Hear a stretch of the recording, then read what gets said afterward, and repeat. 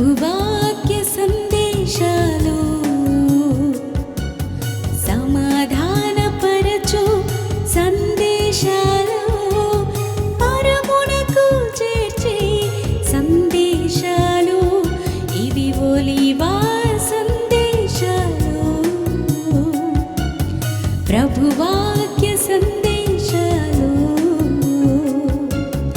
సమాధానపరచు సందేశాలు పరమునకు చేర్చే సందేశాలు ఇవి ఒలీవా సందేశాలు. ఆ సర్వశక్తి గల దేవుణ్ణి తండ్రిని అడుగుతున్నాడు ప్రార్థన చేస్తూ, అయ్యా నన్ను ఎందుకు చేయి విడిచావయ్యా? ఇప్పుడు దాకా నా చేయబట్టి నన్ను నడిపించావే భూమినా.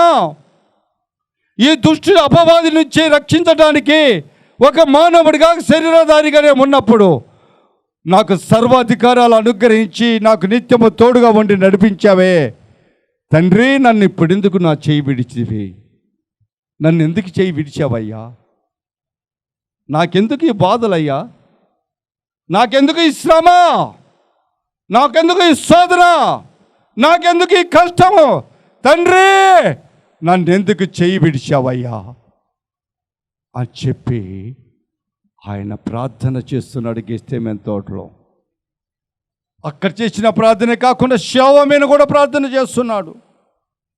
అయ్యా నాతో ఉండు, దేవుడు మనతో ఉంటే, దేవుని కుమారునితో సర్వశక్తి గల దేవుడు ఉంటే ఎవరు ఏమీ చేయలేరు, ఎవరు ఆయన ముట్టలేడు. కానీ దేవుని చిత్తం అది కాదు. తన ప్రియ కుమారుని యొక్క రక్త పరిశుద్ధ రక్తం ఉభయమైన చెందించబడాలి. ఆయన ఒక పశువు స్థానంలో ఆయన యొక్క పశువుగా, ఆయన ఒక మనిషిగా బలియాగము కావాలి, సెలవులో ప్రాణార్పణ దయచేయబడాలి. అందుకే ఆయన భూమికి పంపించాడు. నా ప్రియ సహోదరి సహోదరుడా, ఆయన సర్వశక్తి గల దేవుడు. ఆయన చేయి విడదకపోతే ఆయనను ముట్టుకోవటానికి కూడా ఎవడికి సాధ్యమే కాదు. ఆయన తాకడానికి కూడా ఎవరికి సాధ్యమే కాదు. అటువంటి స్థితిలో కాబట్టి ఆయన తన ప్రియ కుమారుడైన యేసుక్రీస్తు వారిని వదిలివేసి దూరంగా నిలబడినాడు. ఎందుకో తెలుసా? ఎందుకో తెలుసండి? చూడండి, ఒక మాట నీకు చెప్తాను. కొరింథీయులకు రాసిన 2వ పత్రిక 5వ అధ్యాయం 21వ వచనం. ఎందుకనగా మనము ఆయన యందు దేవుని నీతి అగునట్లు పాపమెరగని ఆయనను మన కొరకు పాపముగా చేసెను. ప్రైజ్ లార్డ్, హల్లెలూయా. పాపము అనగానే శాపగ్రస్తుడు అవుతాడు. శాపగ్రస్తుడు అవగానే ధర్మశాస్త్ర శిక్షకు పాత్రులు అవుతాడు. పాపము చేసిన ప్రతి వారును కూడా శాపగ్రస్తులే. శాపగ్రస్తులైన ప్రతి వారు ధర్మశాస్త్ర శిక్షకు పాత్రులే. నా ప్రియ సహోదరి సహోదరుడా, ఆలోచన చేయి ఈరోజు. కాబట్టి నీతిమంతుడైన యేసుక్రీస్తు వారిని ఎందుకు ప్రభు చేయి విడిచాడు అంటే, ఆయనను పాపిగా చేయటానికే, ఆయన మీద పాప భారమును మోపటానికే. ఆయన పాప భారము మోపితేనే కానీ ఆయన శాపగ్రస్తుడు కాడు. ఆయన శాపగ్రస్తుడు అయితేనే ఆయన శిక్షకు పాత్రుడు కాడు. గనుక ఆయన చేయి విడిచాడు. ఆయన చేయి విడటానికి కారణం ఇదే. ఆయన తండ్రి దూరంగా ఉండి నేను చూస్తున్నదానికి కారణం అదే. నా కుమారుడు ఎలా బాధపడుతున్నాడు, ఎలా సమస్యలతో పోరాడుతున్నాడు. ఆయన ఏమాత్రం తొట్టిల్లకుండా ఉండలాగిన ఆయన కావలి కాశాడు తండ్రి అయిన దేవాతి దేవుడు.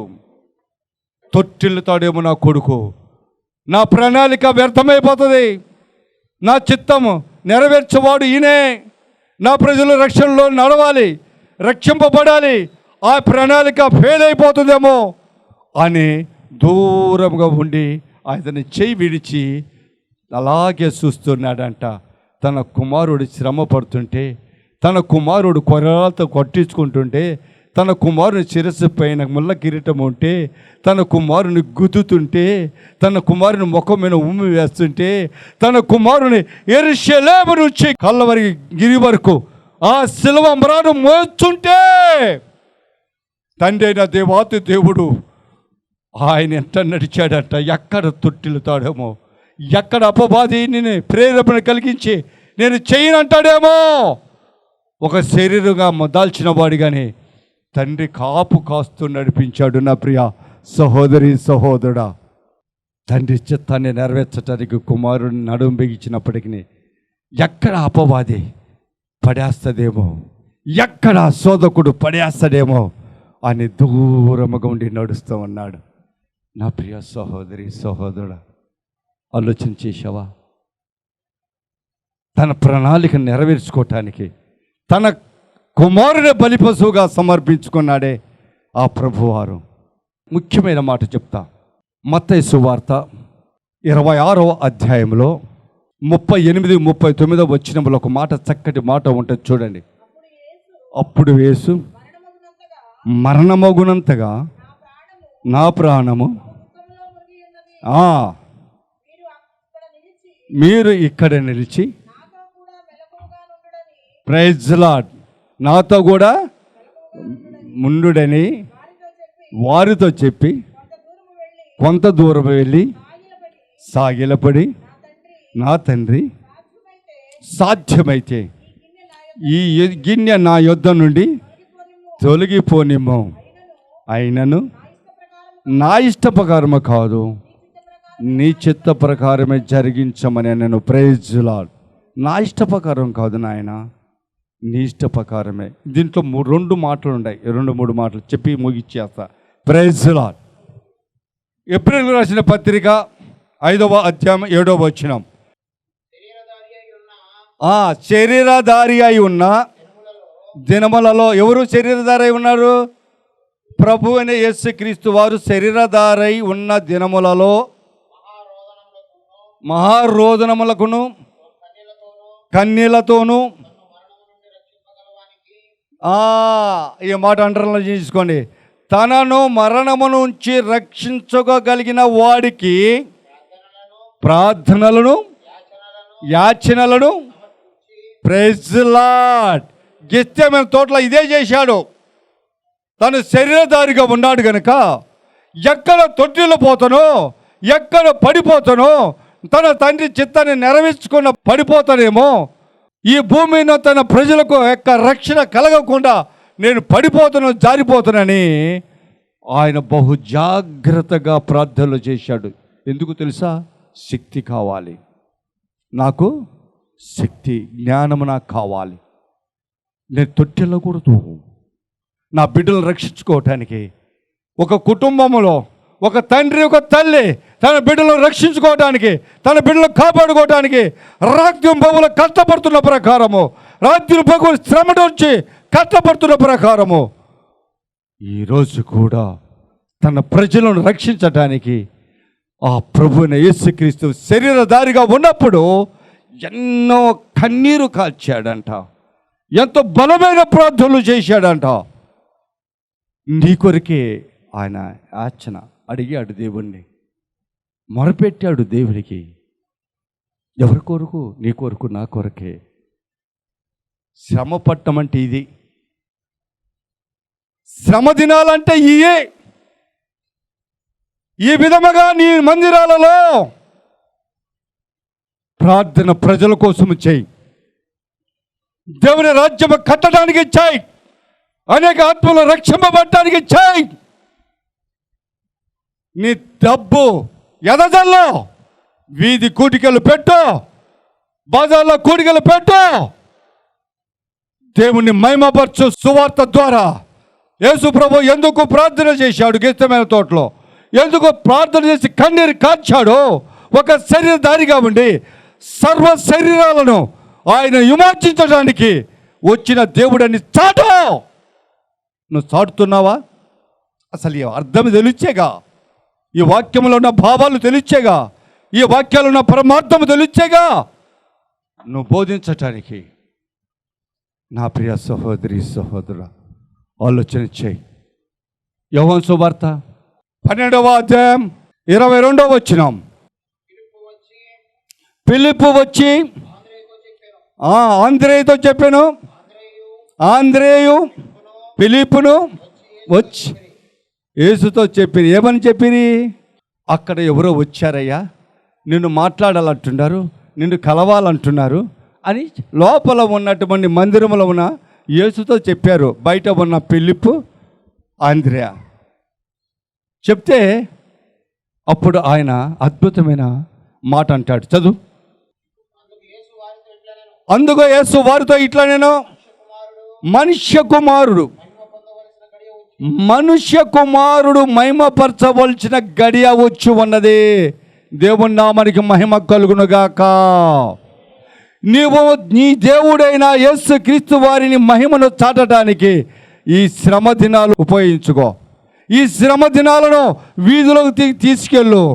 వీధిలో నీ శరీరధారి అయిన యేసు క్రీస్తు యొక్క రక్షణ సువార్తను వారికి ప్రకటించు. ఆ మహిమను ప్రకటించు. మహిమను ఆ గడియ నీకు ఈరోజు వచ్చి ఉన్నది. ఓ సమాజంలో ఉన్నటువంటి క్రైస్తవ సమాజమా, ఓ బోధకులారా, ఓ పాస్టర్లారా, అనేకమైన ఉపదేశకులారా, ఈరోజు నీకు ఆ గడియ వచ్చింది. ఈ శ్రమ దినాలను ఆధారం చేసుకొని అనేక మంది నిద్రపోతున్నటువంటి ప్రజలను మేల్కొల్పో. వీధికి తిరుగు. వీధిలో నీ రక్షణ సువార్త, నీ తండ్రి రక్షణ సువార్త, ఆయన మహిమ పొందిన ఆ సువార్త, ఆయన గణపరచబడిన సువార్త ప్రకటించడానికి గడియ వచ్చింది. నువ్వు ప్రకటిస్తున్నావా? యోహాను సువార్త 18వ అధ్యాయం 11వ వచనం. ఆ దాసుని పేరు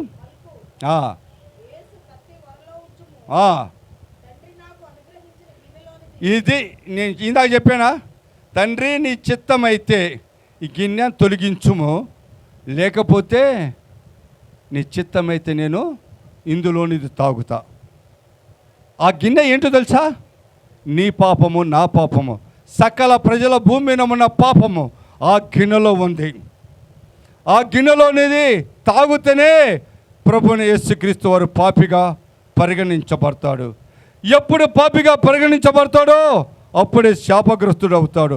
ఎప్పుడు శాపగ్రస్తుడు అవుతాడో అప్పుడే శిక్షకు పాత్రుడు అవుతాడు. కాబట్టి ఆ గిన్నె ఆయన ముందు ఉంచినప్పుడు, ప్రభువా, తండ్రి అయిన దేవా, నా ఎదుటి నుంచి గిన్నెను తొలగించయ్యా. నా ప్రార్థన ప్రకారము కాదు, నా కోరిక ప్రకారము కాదు, కానీ తండ్రి దేవా, నీ చిత్తాన్ని నెరవేర్చుకోవటానికి నువ్వు చెయ్యి. నా ప్రార్థన ఆలకించి నా మీద ప్రేమ చూపి ఈ గిన్నె నా యొద్ద తొలగించవద్దు, కానీ నీ చిత్తములో ఉంటే తొలగించు, లేకుంటే నువ్వు నాకు తాగడానికి అనుగ్రహించమన్నాడు. కనుకనే ఇక్కడ ఆ పేతురుతో అంటున్నాడు, చదువు. నాకు అనుగ్రహించిన ఆ గిన్నెలోనిది నేను త్రాగకుందునా, ప్రైజ్ లార్డ్ అని పేతురుతో నేను. వాని చెవుందుకు నరుగుతున్నావురా? ఈ గడియ వాళ్ళది, నా తండ్రి చిత్తంలో ఉంది ఈ గడియ. నేను ఆ గిన్నెలోనిది తాగాను. నేను ఇప్పుడు పాపినయ్యాను, నేను శాపగ్రస్తునయ్యాను. నాకు శిక్ష విధింపబోతున్నవాడు నా తండ్రి. కానీ వీరి ద్వారా వీళ్ళకి అవకాశం ఇచ్చాడు నన్ను శిక్షించడానికి. కనుక నేను శిక్షకు పోతున్నే. ఎందుకయ్యా ఆ కత్తి? వరల పెట్టుకున్నా, నా కోపం సల్లారించుకో, శాంతిగా ఉండు.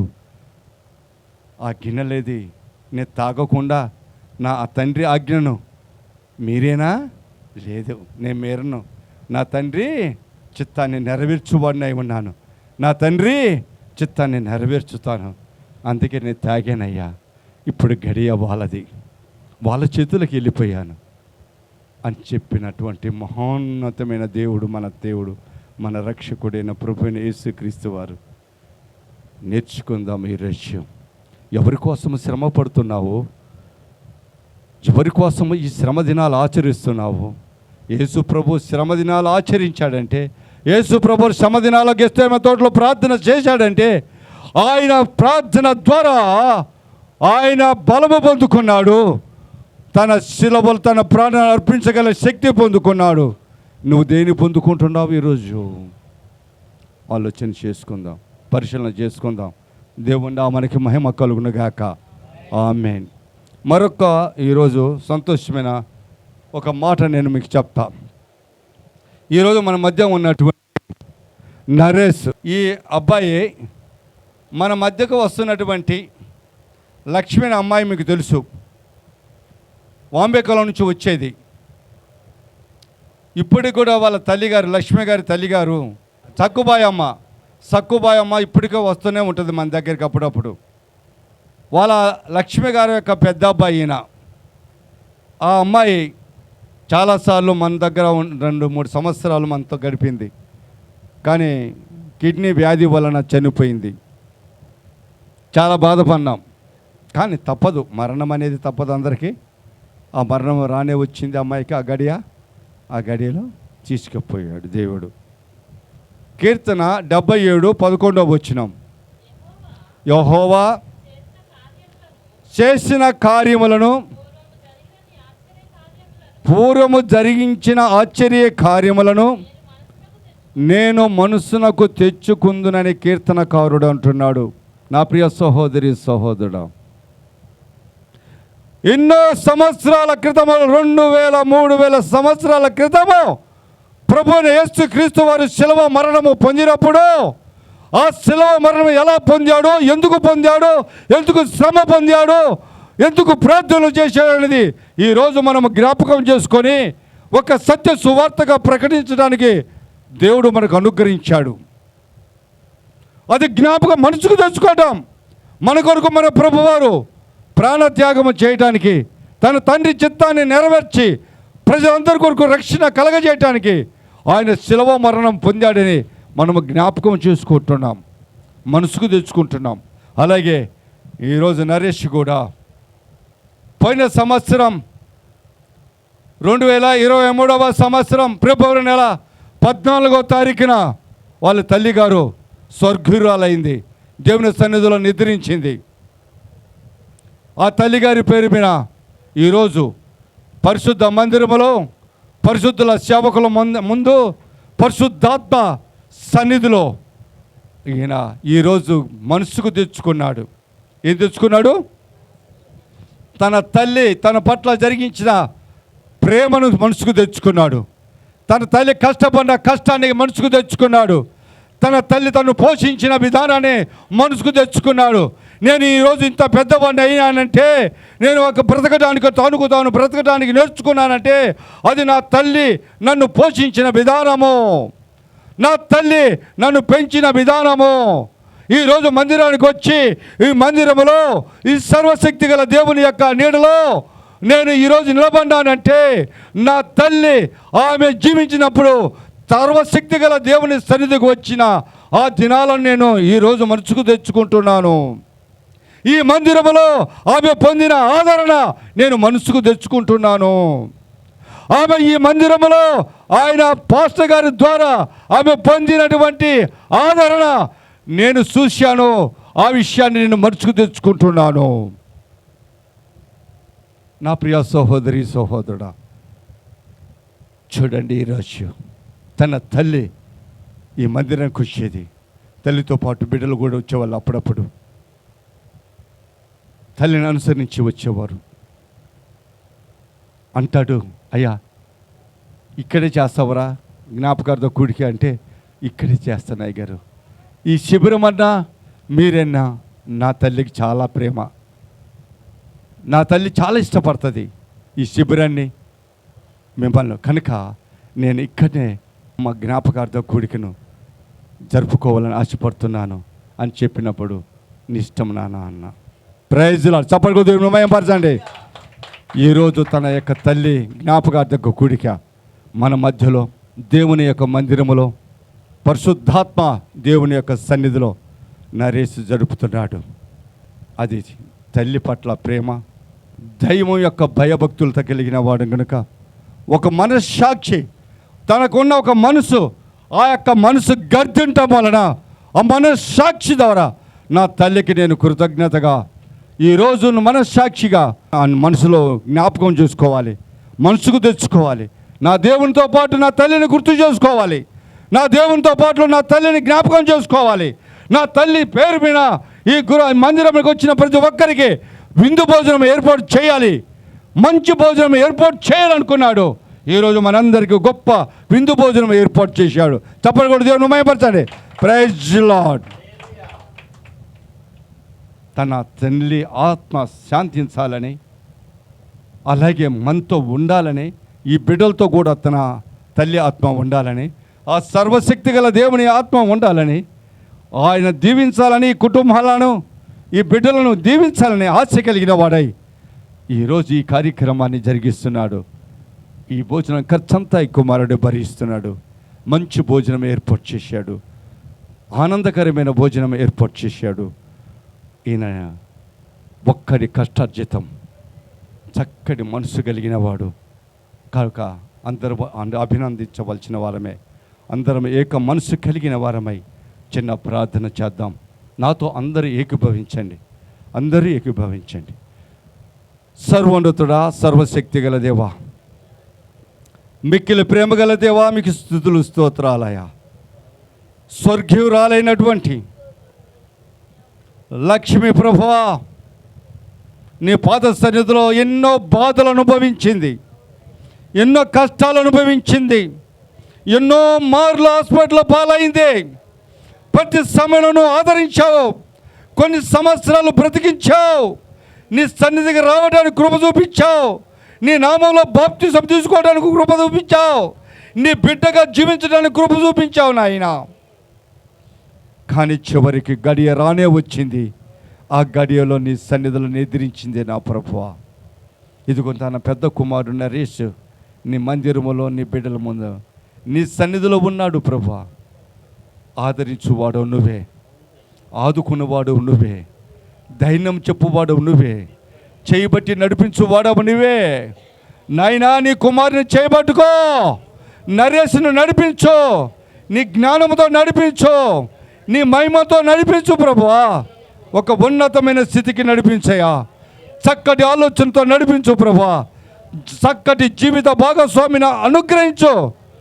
వాళ్ళు ఇరువురు కలిసి నీ యందు భయభక్తులు కలిగి జీవించే వారికి ఉంటానికి కృపద ఇచ్చేయి. లోకములకి పంపకు నా తండ్రి. తల్లి అంటే ఒక క్రైస్తవుడిగా, క్రైస్తవురాలిగా ఉండాలనే ఆశ. నీ కుమారుడు క్రైస్తవుడిగా తీర్చిదిద్దామంటున్నాను. నిన్ను అంగీకరించిన కుమారుడిగా ముద్రించమని అడుగుచున్నాను. నీ ఆత్మతో నడిపించమని అడుగుచున్నాను.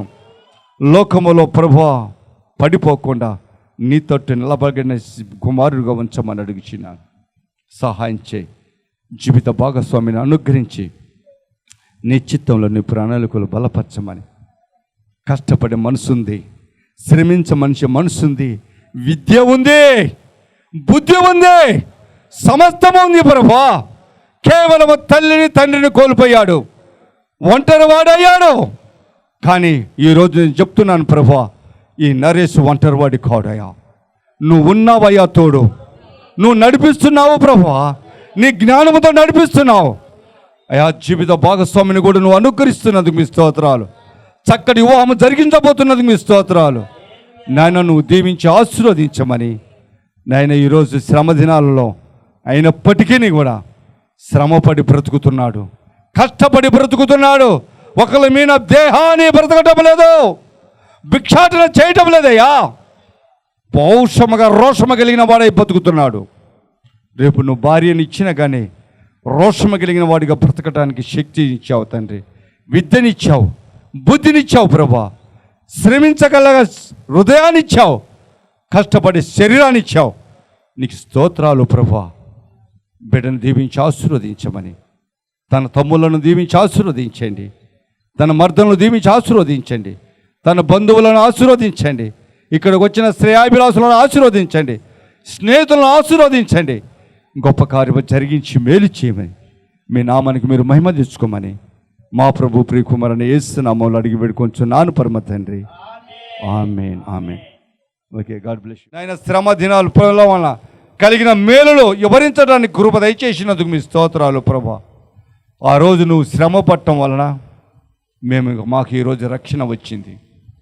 ఆ రోజు నువ్వు శ్రమ పట్టడం వలన మేము నీతిమంతులుగా మార్చబడినాం. ఆ రోజు నువ్వు మరణించటం వలన నాయన పాతి పెట్టబడిన వలన తిరిగి 3వ దినం సజీవుగా లేచటం వలన మేము ఈరోజు నాయన పునరుద్ధాన శక్తిని పొందుకున్నామయ్యా. నువ్వు పరలోకములకు ఆరోహణం అయ్యావు కనుక ఈరోజు నువ్వే మాకు మార్గమై పరలోకములకు మా ఆత్మలు రావటానికి మార్గమై ఉన్న దేవానికి స్తోత్రాలు.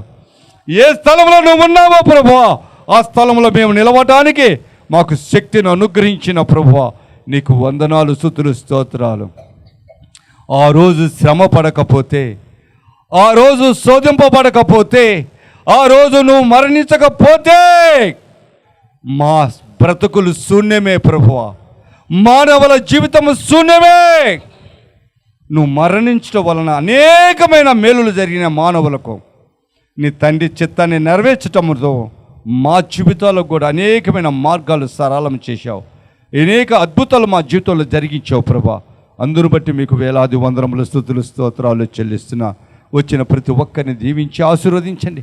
ప్రతి ఒక్కరి పట్ల మీ దయా, మీ కరుణ కటాక్షం ఉంచమని వారి గృహాలలో ప్రభా ఈ 40 దినాలు ప్రార్థనలు చేయించుండగా వారి ప్రార్థనలు ఆలకించండి.